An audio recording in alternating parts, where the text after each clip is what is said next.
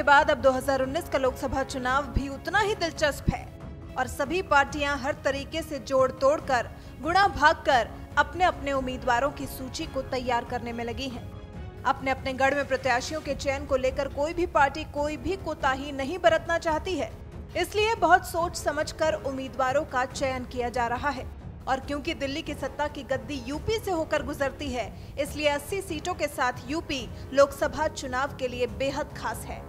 फिर कांग्रेस प्रत्याशियों की 7 सूची जारी होने के बाद अब बीजेपी ने अपने उम्मीदवारों की पहली सूची भी तो जारी कर दी है।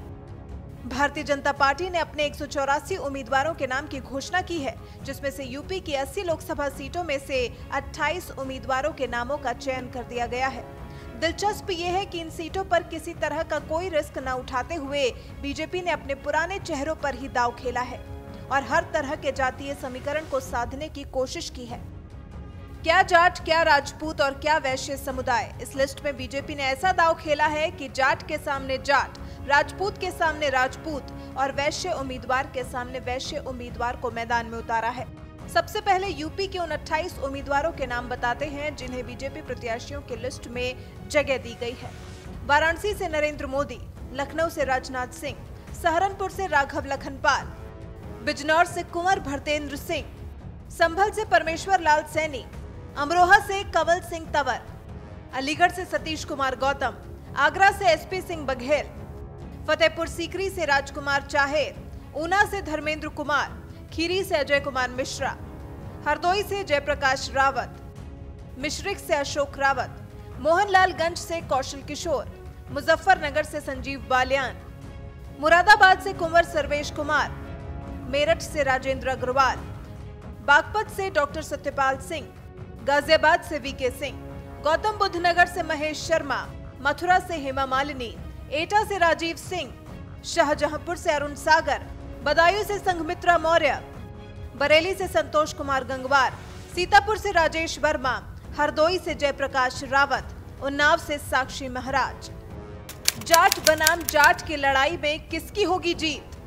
जाटों के गढ़ माने जाने वाले मुजफ्फरनगर और बागपत में बीजेपी की टक्कर आरएलडी से है, जिसे सपा और बसपा के गठबंधन का फायदा तो हो ही सकता है, साथ ही कांग्रेस के भी इन दोनों सीटों पर अपने उम्मीदवार नहीं उतारने के ऐलान से बीजेपी के लिए ये सीटें पाना टेढ़ी खीर साबित हो सकता है। मुजफ्फरनगर से बीजेपी ने संजीव बालियान को चुनावी मैदान में उतारा है, जिनकी सीधी टक्कर आरएलडी के अध्यक्ष चौधरी अजीत सिंह से होगी। वहीं बागपत में बीजेपी ने सत्यपाल सिंह पर दांव खेला है, जिनका मुकाबला आरएलडी से चौधरी अजीत सिंह के बेटे जयंत चौधरी से होगा। 2014 के लोकसभा चुनाव में मोदी लहर कुछ ऐसी चली थी कि अपने साथ सभी को उड़ाकर ले गई थी। तभी तो बागपत से बीजेपी प्रत्याशी रहे सत्यपाल सिंह ने जयंत चौधरी के पिता अजीत सिंह को हार का स्वाद चखाया था। वहीं मुजफ्फरनगर में दंगों का फायदा संजीव बालियान को मिला था। वैश्य बनाम वैश्य में किसकी जीत किसकी हार? यूपी को संवेदनशील मानते हुए फूक फूक कर कदम रखने वाली बीजेपी ने मेरठ सीट से अपने 2 बार से सांसद राजेंद्र अग्रवाल पर बाजी खेली है। वहीं कांग्रेस ने यूपी के पूर्व सीएम बाबू बनारसी दास के बेटे हरेंद्र अग्रवाल को उतारा है। हालांकि अभी एसपी बीएसपी आरएलडी के महागठबंधन के प्रत्याशी के नाम का ऐलान होना बाकी है, जिसके बाद ही इस सीट को लेकर प्रत्याशियों के बीच टक्कर के सही मायने पता चल पाएंगे। राजपूतों की लड़ाई में कौन मारेगा बाजी? यूपी में किंग मेकर की भूमिका में अपना वर्चस्व कायम करने वाली ये जाति इस बार भी कुछ कमाल दिखा पाने में कामयाब हो सकती है, जिसके लिए बीजेपी ने अपने बड़े चेहरों पर दांव लगाया है। बीजेपी ने गाजियाबाद से वीके सिंह को टिकट दिया है, जिनकी लड़ाई एसपी के सुरेश बंसल, जिन्हें सपा बसपा गठबंधन से घोषित प्रत्याशी सुरेंद्र कुमार मुन्नी का टिकट काटकर मैदान में उतारा गया है, जिसकी वजह थी कांग्रेस प्रत्याशी डॉली शर्मा। कांग्रेस ने ब्राह्मण कार्ड खेलकर जैसे ही अपना पलड़ा भारी किया, महागठबंधन ने अपना प्रत्याशी ही बदल दिया। बिजनौर से बीजेपी ने कुंवर भरतेंद्र को मैदान में उतारा है। मुरादाबाद से बीजेपी ने कुंवर सर्वेश सिंह को टिकट दिया। बात करें अलीगढ़ की, यहां से बीजेपी ने सतीश कुमार गौतम पर दांव खेला है, तो बीएसपी से अजीत बालियान और कांग्रेस से चौधरी ब्रिजेंद्र सिंह ताल ठोकने के लिए तैयार है। सूबे के मुताबिक समीकरण के लिहाज से राजपूत समुदाय किसी को भी पटखनी देने के लिए काफी मजबूत समुदाय माना जाता है। ओबीसी वर्ग में किसका पलड़ा होगा भारी? पश्चिमी यूपी के ओबीसी मतदाताओं में सबसे अहम है गुर्जर और सैनी, जो कि किसी भी चुनाव के लिहाज से एक निर्णायक भूमिका में होते हैं। बीजेपी ने गुर्जर समुदाय को साधते हुए अमरोहा से कंवर सिंह तंवर पर दांव लगाया है। वहीं संभल सीट से परमेश्वर लाल सैनी को टिकट देकर उन्हें एसपी के शफीकुर रहमान के खिलाफ चुनावी मैदान में उतारकर कड़ी टक्कर दी है। बदायूं से स्वामी प्रसाद मौर्य की बेटी संघमित्रा मौर्य को बीजेपी ने टिकट दिया है, तो एसपी के धर्मेंद्र यादव और कांग्रेस के सलीम इकबाल शेरवानी इस टिकट पर ताल ठोक रहे हैं। और अगर ऐसे ही कश्यप मतदाताओं को साधने की बात करें तो बीजेपी ने आंवला से धर्मेंद्र कश्यप और कुर्मी वोट के लिए एक बार फिर बरेली से संतोष गंगवार पर पार्टी ने भरोसा जताया है। इसके अलावा लोध समुदाय को अपने पाले में लाने के लिए फिर से एटा सीट से राजवीर सिंह पर दांव खेला है। यह कुछ ऐसे प्रत्याशी जिन्हें जातियों के आधार पर टिकट दिया गया है, क्योंकि भारतीय राजनीति में जाति जनजाति एक बहुत ही अहम रोल अदा करती है और बीजेपी इसे बखूबी समझती भी है।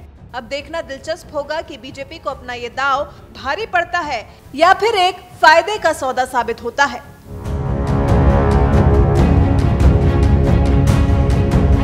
और मुझे पता लगा है कि आप होली मनाते हुए आपकी नज़र भारतीय जनता पार्टी के कार्यालय पर थी, क्योंकि आज सूची जारी होने की बात थी। पुनः आप सबको होली की बहुत बहुत शुभकामनाएं।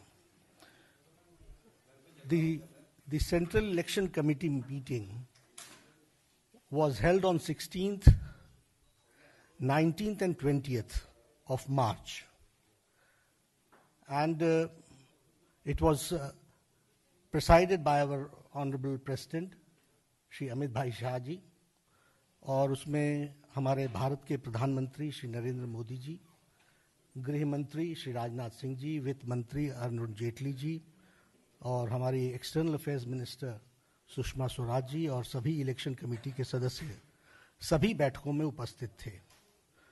और कुल मिलाकर के हम लोगों ने स्टेट्स के बारे में चर्चा की।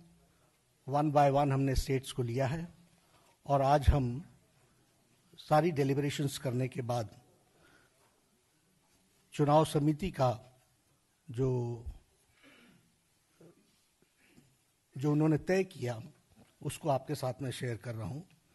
कुल मिलाकर के हम 182 कैंडिडेट्स आज अभी डिक्लेयर करने वाले हैं।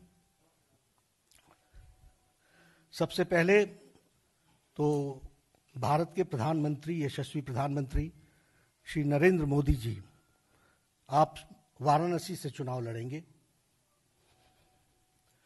और हमारे भारतीय जनता पार्टी के राष्ट्रीय अध्यक्ष श्री अमित भाई शाह, आप गांधीनगर से चुनाव लड़ेंगे। इसी के साथ साथ लखनऊ से आदरणीय राजनाथ सिंह जी, जो हमारे पूर्व अध्यक्ष हैं, वो चुनाव लड़ेंगे और नागपुर से पूर्व अध्यक्ष श्री नितिन भाई गडकरी जी, नितिन जयराम गडकरी जी, वह चुनाव लड़ेंगे। मैं लिस्ट को आपको पढ़ता हूं। उत्तर प्रदेश सहारनपुर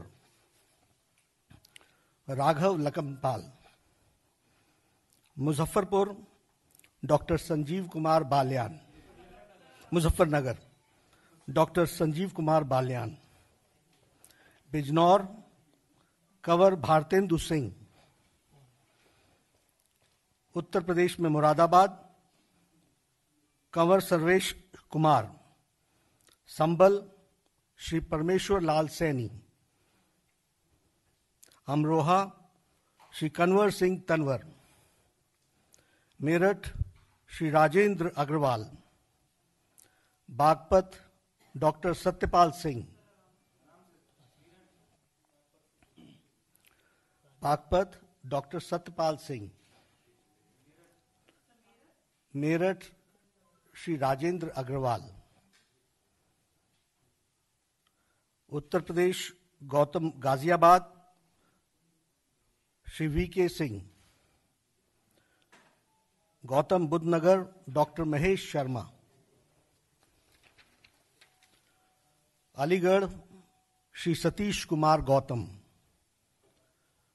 मथुरा श्रीमती हेमा मालिनी, आगरा श्री एस.पी. सिंह वघेल, फतेहपुर सीकरी राजकुमार चहर, एटा श्री राजवीर